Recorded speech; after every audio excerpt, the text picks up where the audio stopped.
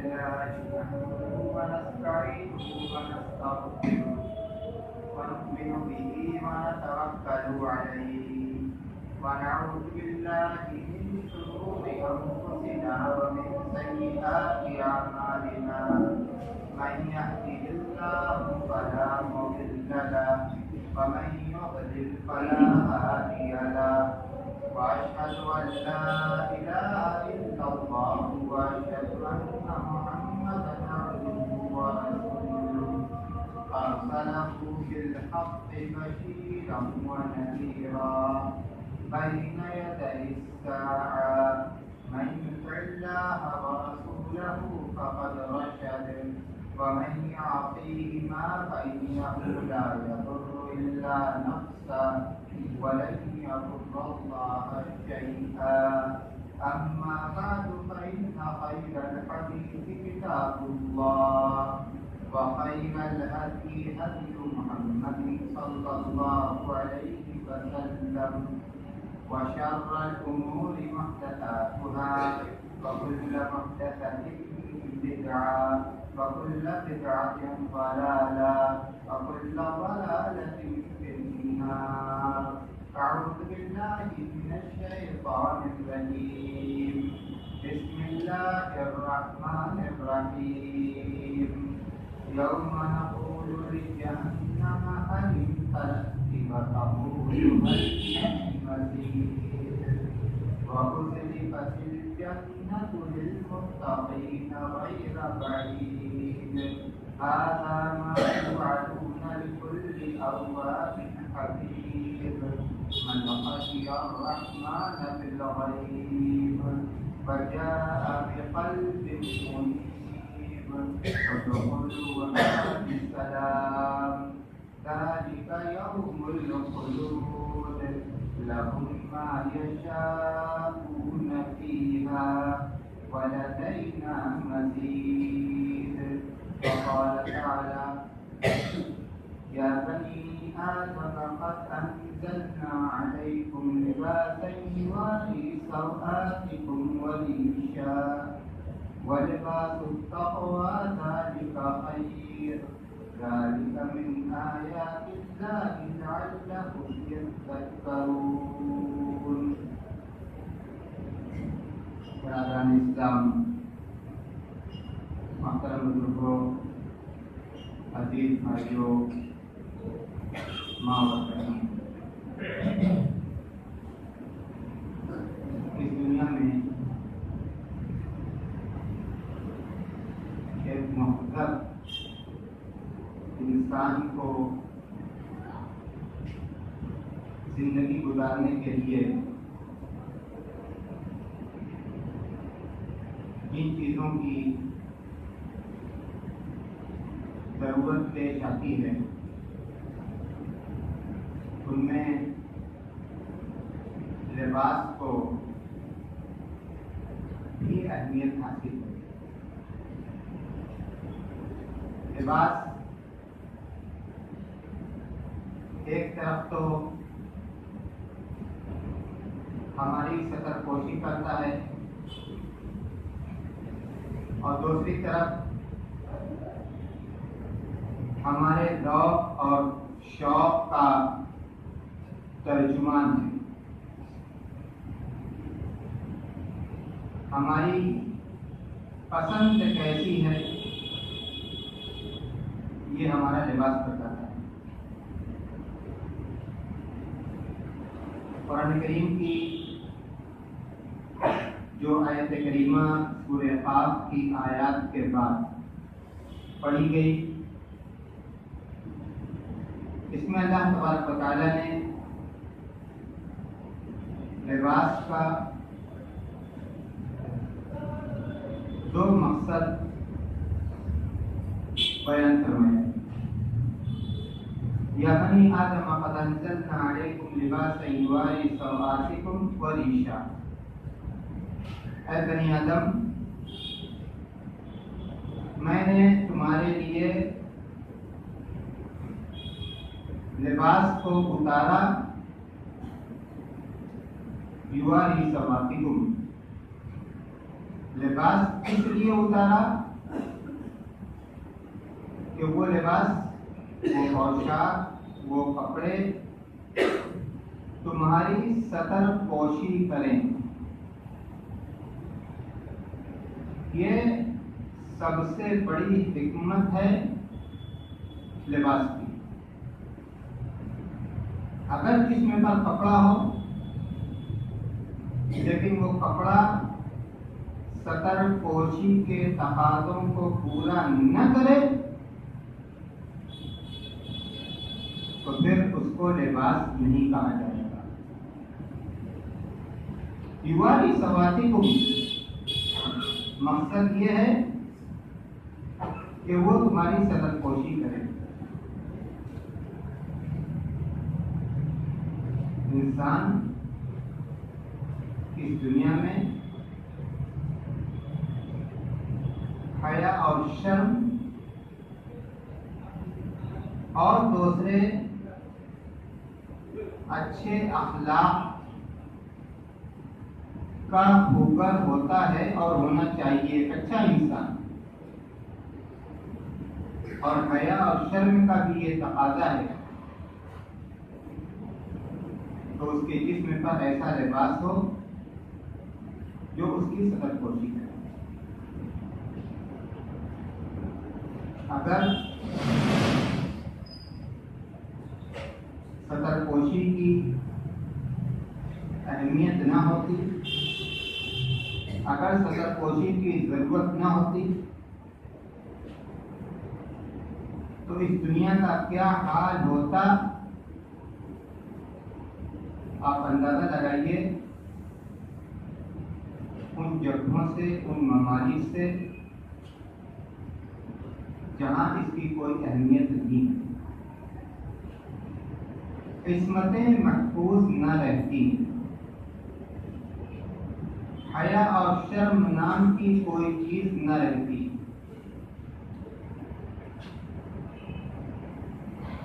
یہ لباس بہت ساری خدمتوں کا حامل ہے۔ اس کی اہمیت اور اسی اہمیت کے پیش نظر ہم جس دین کو ماننے والے ہیں اس دین میں اس کے احکام اور اس کے آداب بتلائے گئے ہیں کہ ایک مسلمان مرد کے کپڑوں کا انتخاب کیسا ہو اور ایک مسلمان عورت جب کپڑے پہنے تو اس کے کپڑے کیسے ہوں۔ آج کے فیشن کے اس دور میں خاص طور سے ہمارے نوجوان ان باتوں کو اہمیت نہیں دیتے، وہ فیشن کے پیچھے بھاگتے، کیا جائز ہے، کیا جائز نہیں ہے، کیا حلال ہے، کیا حلال نہیں ہے، ان کو اہمیت نہیں دیا جاتا۔ اور گھر کے اندر عورتوں کا بھی یہی حال ہے۔ بازار سے کپڑے آتے ہیں، جب پوچھا جاتا ہے کہ یہ کپڑا کیسا ہے، وہ کپڑا کیسا ہے، تو جواب ملتا ہے کہ مارکیٹ میں یہی ملتا ہے۔ ہم نے اپنی پسند کو اپنے دین پر مقدم کر دیا۔ کیا انجام ہوگا اس کا؟ سب سے پہلے دین، پسند دین کے تابع ہو، پسند دین کے تابع ہو۔ اللہ کے رسول صلی اللہ علیہ وسلم کے لباس کے سلسلے میں جو فرامین ہیں وہ بہت اہمیت کے حامل ہیں۔ ایک صحابی کو اللہ کے رسول صلی اللہ علیہ وسلم نے دیکھا، وہ گیروا رنگ کے کپڑے پہنے ہوئے تھے۔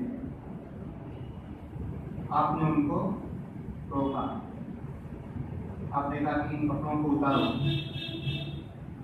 کوئی ایسا لباس جو کسی خاص قوم کا شعار ہو، جس لباس کے ذریعے سے اس قوم کے لوگ پہچانے جاتے ہوں، ایک مسلمان کے لیے یہ جائز نہیں ہے کہ وہ اس لباس کو استعمال کرے، چاہے وہ لباس اپنے وضع قطع اور تراش خراش کے اعتبار سے، یا وہ لباس اپنے رنگ کے اعتبار سے؟ وہ صحابی گیروا رنگ کے کپڑے پہنے ہوئے تھے، اللہ کے رسول نے منع کر دیا۔ مشہور حدیث من تشبہ بقوم فهو منهم، جو کسی بھی قوم کی مشابہت اختیار کرے گا، وہ مشابہت لباس میں ہو، وہ مشابہت وضع قطع میں ہو، وہ مشابہت اخلاق اور کردار میں ہو، فَهُوَ مِنْهُمْ، تو وہ ان میں سے ہی ہے۔ اسی طرح اللہ کے رسول صلی اللہ علیہ وسلم نے مردوں کو عورتوں کی مشابہت سے منع کیا، اور عورتوں کو مردوں کی مشابہت اختیار کرنے سے منع کیا۔ لباس کے سلسلے میں بھی آج جو کپڑے پہنے جاتے ہیں ڈیزائنر کپڑوں کے نام پر، دیکھ لیجیے ان کا کیا ہے۔ مردوں کے کپڑوں پر خاص طور سے جو نوجوان ہیں، جو فیشن کے پیچھے بھاگتے ہیں، ان کے کپڑوں پر زنانیت غالب آ گئی، زنانیت غالب آ گئی، رنگ میں بھی، تراش خراش میں بھی، اور بھی دوسرے اعتبار۔ کیا فرمایا اللہ کے رسول نے؟ مردوں کو عورتوں کی مشابہت اختیار کرنے سے منع کیا۔ ایک شخص جا رہا ہو، اس کے لباس سے یہ پہچانا نہیں جاتا پیچھے سے کہ جانے والا عبداللہ ہے کہ جانے والی فاطمہ، یہ صورتحال ہے کپڑوں کا۔ دین کے احکام کو سیکھیں اور دین کے احکام کو اپنائیں، فیشن کے پیچھے نہ بھاگیں۔ اسی طرح لباس کے سلسلے میں اسلام کا ایک بہت اہم حکم یہ ہے، بہت اہم حکم، کہ شہرت کا لباس نہ پہنا جائے۔ شہرت کا لباس، آج ہمارا حال کیا ہے؟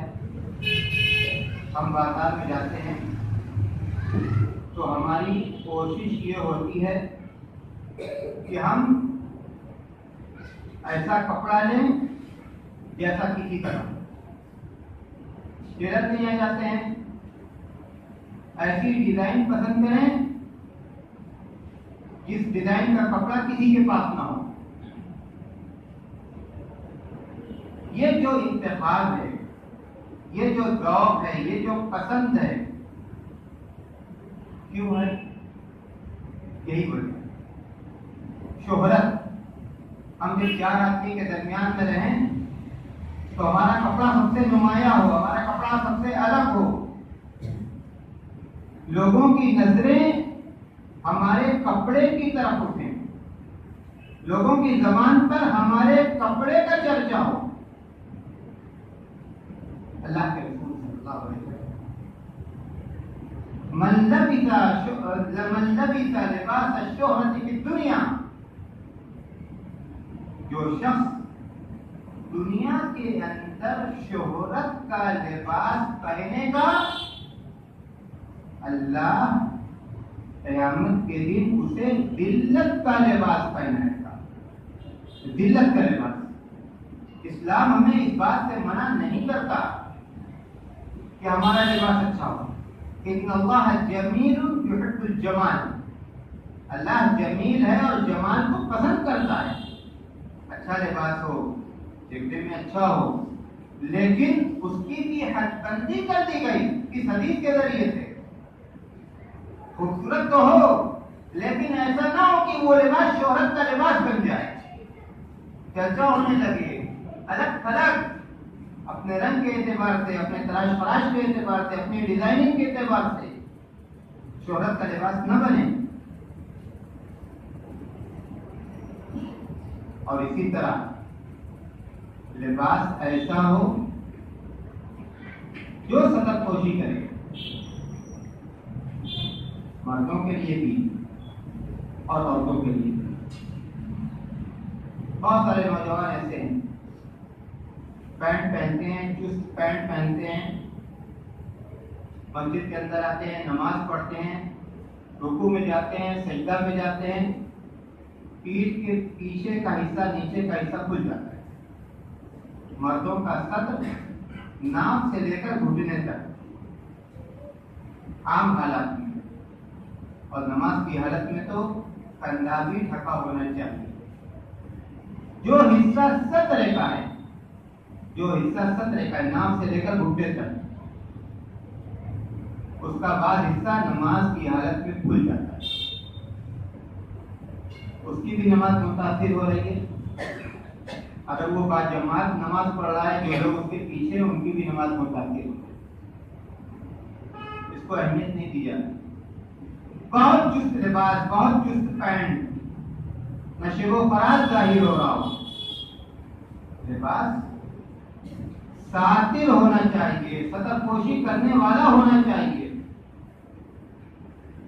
اللہ تبارک و تعالیٰ نے فرمایا یواری سواتکم وریشا، لباس تمہارے سطر کو چھپائے اور اس کے ساتھ ساتھ اچھا بھی ہو، دیدہ زیب ہو، دیکھنے میں اچھا ہو. اور اسی طرح لباس کے سلسلے میں ایک اہم حکم یہ ہے کہ وہ اسراف والا لباس نہ ہو. کلوا واشربوا والبسوا وتصدقوا من غیر اسراف ولا مخیلہ. اللہ کے رسول نے فرمایا کہ کھاؤ اور پیو، کپڑے بھی پہنو، صدقہ بھی کرو، من غیر اسراف ولا مخیلہ، بغیر اسراف کے اور بغیر تکبر کے. بغیر تکبر کے کپڑوں پر ہم اسراف کے ساتھ خرچ نہ کریں، اور نہ ہی کپڑوں کے خریدنے میں، کپڑوں کی پسند میں، کپڑوں کے پہننے میں ہمارے دل میں کبر اور غرور پیدا ہو. ان غیر اسراف ولا مخیلہ ولا تجعل يدك مغلولة إلى عنقك ولا تبسطها كل البسط فتقعد ملوما محسورا. اپنے دونوں ہاتھوں کو اپنی گردن سے جکڑ مت دو، بالکل بخیل مت بن جاؤ، اور نہ ہی شاہ خرچی پر آمادہ ہو جاؤ. جتنی کمائی اس سے زیادہ خرچ. فتقعد ملوما محسورا، یا تو تم قابل ملامت بن جاؤ گے اور یا افسوس کرنے والے. والذین اذا انفقوا لم یسرفوا ولم یقتروا وکان بین ذلک قواما.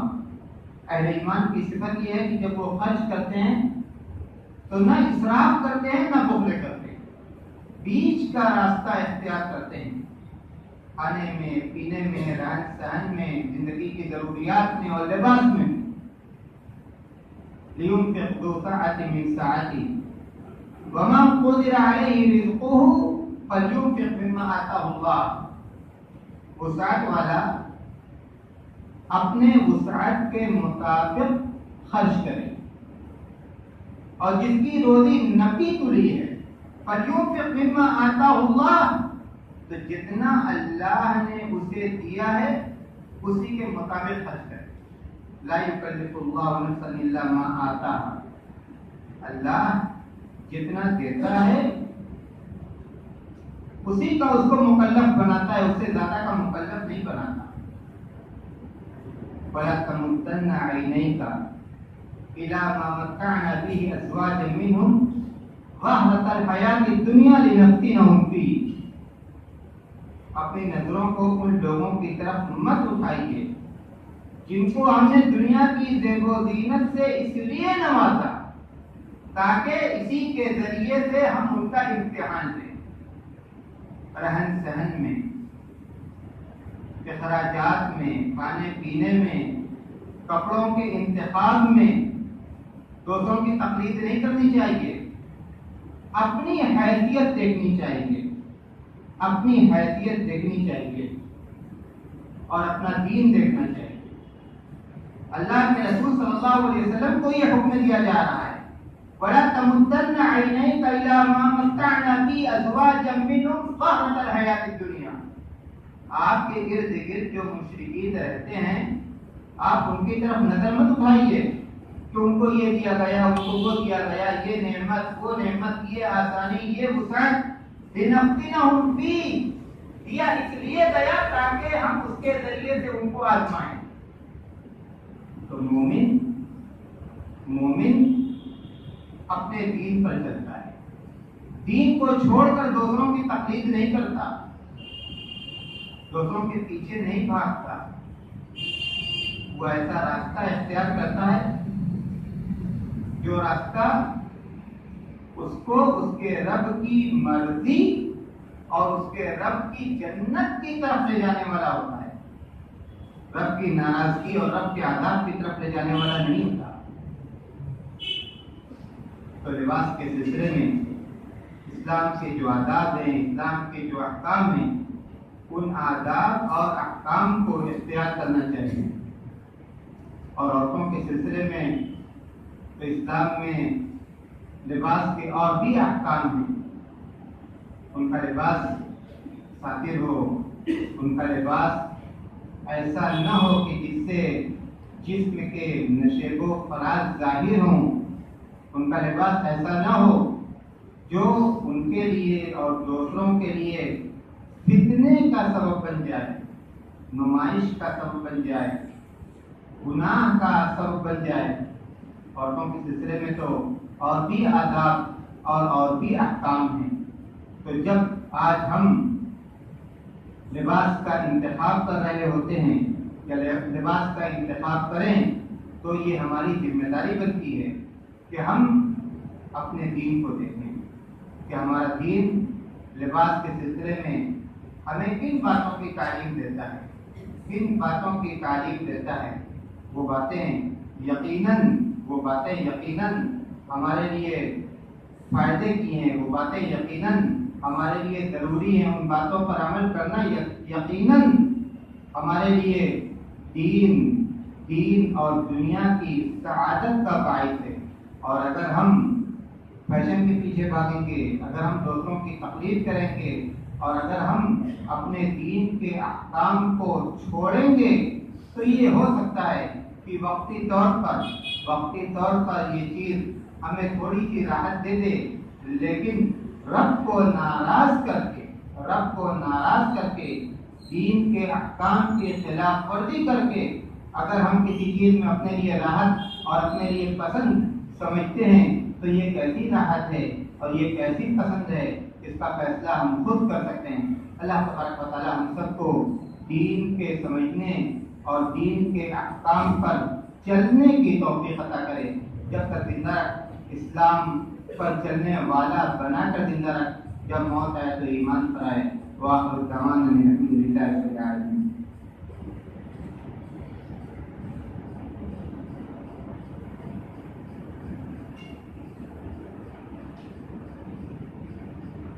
الحمد لله نحمده ونستعينه ونستغفره ونؤمن به ونتوكل عليه ونعوذ بالله من شرور أنفسنا ومن سيئات أعمالنا من يهده الله فلا مضل له ومن يضلل فلا هادي له وأشهد أن لا إله إلا الله وأشهد أن محمدا عبده ورسوله أما بعد فأعوذ بالله من الشيطان الرجيم بسم الله الرحمن الرحيم إن الله وملائكته يصلون على النبي يا أيها الذين آمنوا صلوا عليه وسلموا تسليما اللهم صل على محمد وعلى آل محمد كما صليت على إبراهيم وعلى آل إبراهيم إنك حميد مجيد اللهم بارك على محمد وعلى آل محمد كما باركت على إبراهيم وعلى آل إبراهيم إنك حميد مجيد عباد الله رحمكم الله إن الله يأمر بالعدل والإحسان وإيتاء ذي القربى وينهى عن الفحشاء والمنكر والبغي يعظكم لعلكم تذكرون واذكروا الله يذكركم وادعوه يستجب لكم ولذكر الله تعالى أعلى وأجل وأعظم وأكبر